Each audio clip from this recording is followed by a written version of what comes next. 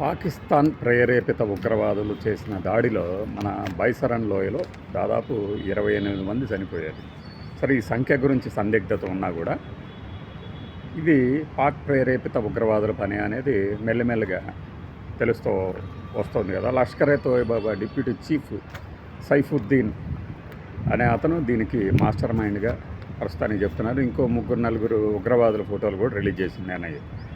అయితే దీనికి ప్రతిగా ఏం చేసిందంటే ఇండియా బీభత్సంగా ఒక సర్జికల్ స్ట్రైక్ చేయబోతుందా అని చెప్పేసి అనుమానాలు కలుగుతున్నాయి. ఆ రకంగా చర్యలు కూడా ఉన్నాయి. ఎందుకంటే సౌదీ వెళ్ళినటువంటి ప్రైమ్ మినిస్టర్ మోడీ వెంటనే అక్కడి నుంచి రావడము, ఆ తర్వాత వరుసగా భేటీలు పెట్టేయటము, రక్షణ రంగ శాఖతో ఈ మీటింగ్ చేసి హై లెవెల్ మీటింగ్ పెట్టేసి మన డేటా ఏంటి, మన ఆయుధాలు ఏ రకమైన స్టేటస్లో ఉన్నాయి, రెడీ టు ఫైట్ అన్నట్లు ఉన్నాయా లేదా, ఎక్కడెక్కడ మనకి లూప్ హోల్స్ ఉన్నాయి, ఎక్కడెక్కడ మనము ఫైట్ చేయగలిగితే ఎన్నాళ్ళు చేయగలము, ఇట్లాంటి డేటా అంతా కూడా తీసుకున్నట్టు సమాచారం వస్తుంది. ఆ తర్వాత ఒక పెద్ద స్ట్రైక్, అదే స్ట్రైక్ అంటే దౌత్యపరమైన యుద్ధానికి దిగింది.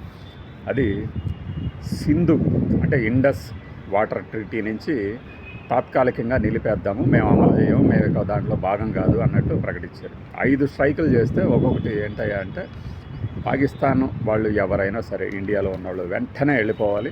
ఒక వారంలోపు ఏదైనా సార్క్ దేశాలకు ఇచ్చినటువంటి మినహాయింపులో భాగంగా వీసా లేకపోయినా కూడా ఇక్కడ వస్తారు కదా, ఆ పాకిస్తాన్ వాసులు ఎవరైతే ఉన్నారో ఇక్కడ గెట్ అవుట్ అన్నారన్నమాట. వెంటనే వెళ్ళిపోవాలి, 48 గంటల్లో వెళ్ళిపోవాలి, లేదంటే వారంలోపు. రకరకాల పద్ధతుల ద్వారా వెళ్ళిపోవాల్సిందే, ఉండటానికి వీల్లేదు.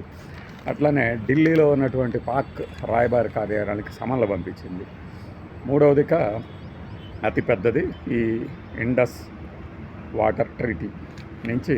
అసలు ఇది ఎప్పుడు వచ్చింది అంటే 1960లో 1960లో జవహర్లాల్ నెహ్రూ గారు ప్రధానమంత్రిగా ఉన్న సమయంలో కుదుర్చుకున్నారు. ఎందుకు ఇది కుదుర్చుకోవాల్సి వచ్చింది అంటే 1947కి ముందు ఇదంతా అఖండ భారతం. సరే, ఏ జాతి సిద్ధాంతాన్ని అనుసరించైనా సరే 2 దేశాలుగా విడిపోయిన తర్వాత భౌగోళికంగా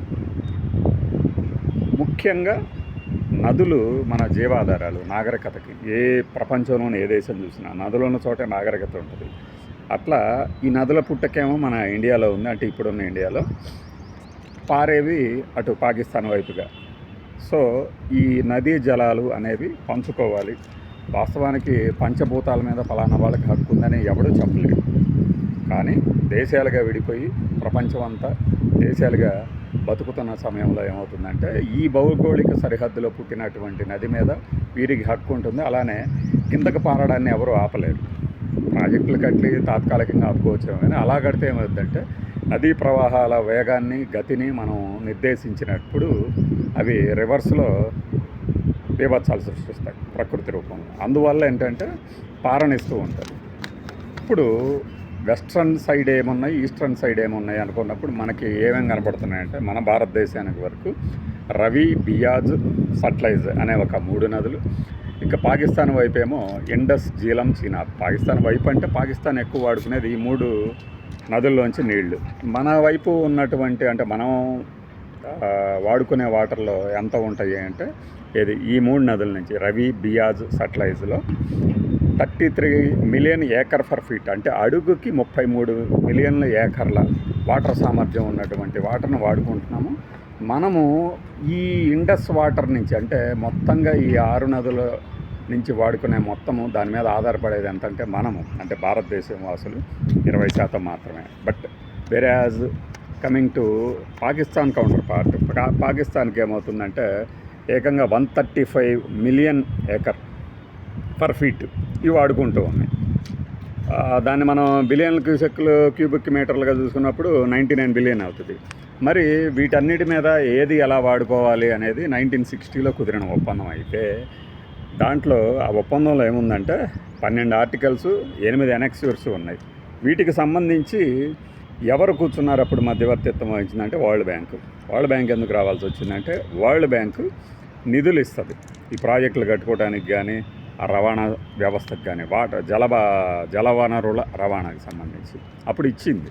సో ఈ తగాదా ఏదన్నా వస్తే 2 దేశాల మధ్య ఈ వరల్డ్ బ్యాంక్ సంబంధించిన ప్రతినిధి ఒక ఆయన వచ్చి కూర్చొని తీరుస్తాడనమాట. ఇది మధ్య మధ్యలో కూడా చాలాసార్లు అసలు ఈ సింధు జలాల ఒప్పందం నుంచి మనం బయటికి రావాలి అనే డిమాండ్ వస్తుంది. ఎందుకయ్యా అంటే పాకిస్తాన్కి 80% దీని మీద ఆధారపడి ఉంటుంది. పాకిస్తాన్కి ఇందాక చెప్పిన మనం 135 మిలియన్ల ఏకర్ల ఫర్ ఫీట్ అంటే అడుగుకి ఈ వాటర్ మీదే పాకిస్తాన్లోని 80% జనాభా అంటే 80% ఈ వాటర్లోంచే వాడుకోవాల్సి ఉంటుంది.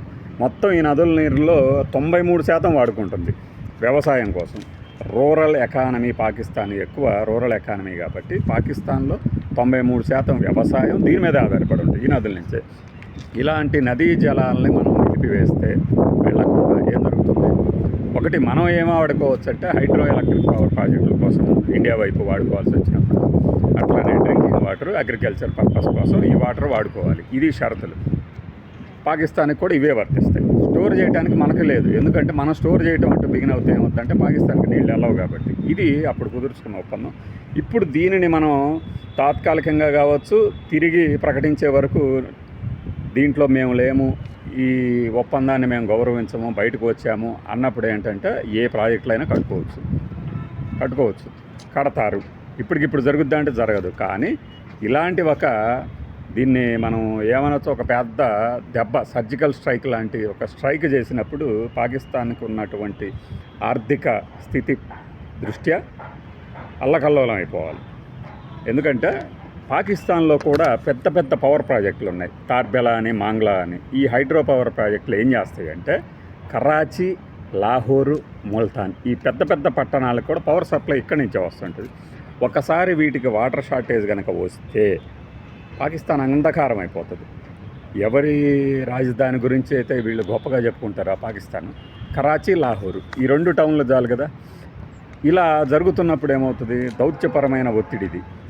మరే ప్రపంచ దేశం కూడా మన మీద వేలెత్తి చూపించడానికి లేదు. ఎందుకంటే మా 2 దేశాల మీద కుదుర్చుకున్నాము ఆ ఒప్పందం అనేది. ఇప్పుడు రాజకీయ పరిస్థితులు మారిపోయాయి, మా అవసరాలు పెరిగిపోయాయి కాబట్టి మేము ప్రాజెక్టులు కట్టుకుంటున్నాం, మేము ఎవరికి తలగ్గాల్సిన అవసరం లేదు అన్న ఒక వార్నింగ్ ఇచ్చినట్లయింది, అంతే కదా. ఇంకా ఏ దేశమో వచ్చి మధ్యవర్తిత్వం వహిస్తాను నేను, ఇంకేదో చేస్తానంటే కుదిరే పని కాదు. వరల్డ్ బ్యాంక్ దీని తర్వాత ఏం జరుగుతుందంటే ఇమ్మీడియట్గా వెంటనే పాకిస్తాన్ రెస్పాండ్ అయినా అవ్వకపోయినా వరల్డ్ బ్యాంకును రంగంలోకి దించుతుంది. ఎందుకంటే మధ్యవర్తిత్వం వహించాల్సింది అది కాబట్టి. అలా వరల్డ్ బ్యాంకుకు సంబంధించి ఒక ప్రతినిధో ఇంకొకళ్ళో కుదిరే వరకు ఇది సాగుతుంది. అయితే ఈ ఏమంటారు దీన్ని మనం, ఒకవేళ డిప్లొమాటిక్ స్ట్రైకే కనుక ఇంకా కొనసాగితే ఇంకా రాబోయే రోజుల్లో ఇంకా ఇలాంటి చర్యలు చాలా వస్తాయన్నమాట. ఎందుకంటే దేశం మొత్తం రగిలిపోతుంది అని ఒక మాటలాగా చెప్పడం కాదు. ఎవరైనా తలుచుకోండి, జస్ట్ మనం ఒక విహారయాత్రకి వెళ్తే మీ మతం ఆధారంగానో మీ ఇండియన్ నేషనాలిటీ ఆధారంగానో మిమ్మల్ని కాల్ చేసి వెళ్ళిపోతుంటే మన ప్రభుత్వం చూస్తూ కూర్చోవాలా? అంటే పాకిస్తాన్ కూడా నిన్న మొన్న చూసుంటే మీరు ఇంటర్నెట్లో కూడా రకరకాల ఫోటోలు సర్క్యులేట్ అయినాయి. ఒకసారి అక్కడ 2:30 గంటలకి మొన్న మధ్యాహ్నం స్ట్రైక్ జరగగానే వాళ్ళ టూరిస్టుల మీద దాడి చేయగానే పాకిస్తాన్ వాళ్ళు వెంటనే పాకిస్తాన్కి సంబంధించిన యుద్ధ విమానాలు, జెట్ ఫైటర్లు సరిహద్దుల దగ్గరికి పంపించేస్తున్నారు. ఎందుకు పంపించారు? ఆ ఫోటోలు, ఆ మూమెంట్ని కూడా నెట్లో పెట్టారు చాలామంది. అది పాతవా కొత్తవా అవి ఎవడు కన్ఫర్మ్ చేయాలి? పాకిస్తాన్ ఆర్మీ కన్ఫర్మ్ చేయాలి, యువతలు ఉన్న ఇండియన్ ఆర్మీ కన్ఫర్మ్ చేయాలి. ఎస్ ఎగిరినవి అవే అని. వాళ్ళు ఎటు కన్ఫర్మ్ చేయరు వాటిని. అంటే ఎంత తత్తరపాటు లేకపోతే వెంటనే ఇక్కడ దాడి జరిగిందనగానే మళ్ళీ ఇండియా నుంచి ఒక రిటాలియేషన్, ఒక ప్రతీకార దాడి జరుగుతుందేమో అని భయం ఉండబట్టే కదా. సో అది ఆశిస్తుంది పాకిస్తాన్. ఏంటంటే అది ఆశిస్తుంది. మరి పాకిస్తాన్ ఆశించిన గిఫ్ట్ ఇవ్వాల్సిందే కదా, రిటర్న్ గిఫ్ట్ ఖచ్చితంగా జరుగుతుంది అది. అయితే సర్జికల్ స్ట్రైక్స్ గతంలో యూరీ కానీ ఈ బాలాకోట్ కానీ వెంటనే జరగల, ఇలా చెప్పి చేయాల. ఇప్పుడు చెప్తున్నారు కాబట్టి వెంటనే ఉండదు. వన్స్ ఒకసారి ఇది టైము అనుకున్నప్పుడు అన్ని రకాలుగా బిగించి దాడి జరగడం అయితే ఖాయం. సింధు జలాలకు సంబంధించి ఏంటంటే ఇండస్ అనేది మన ఇండియాకు సంబంధించిన నాగరికత, సింధు నాగరికతకు సంబంధించిన నదీ జలాలు ఇప్పటివి కాదు. కాబట్టి ఈ విషయంలో ఏంటంటే అది పెద్ద స్ట్రైక్ కింద కావాలి, చెప్పాలి. మనవాడేవాడు ఒక ఆయన ఉన్నాడు, వెంటనే ఇదిరా 56 అంగుళాల ఛాతీ అంటే, బాబు ఇది ఛాతీలకు సంబంధించిన విషయం కాదు, ఇది దేశానికి సంబంధించిన విషయం. ఈ విషయంలో రాజకీయాలు చేయొద్దు.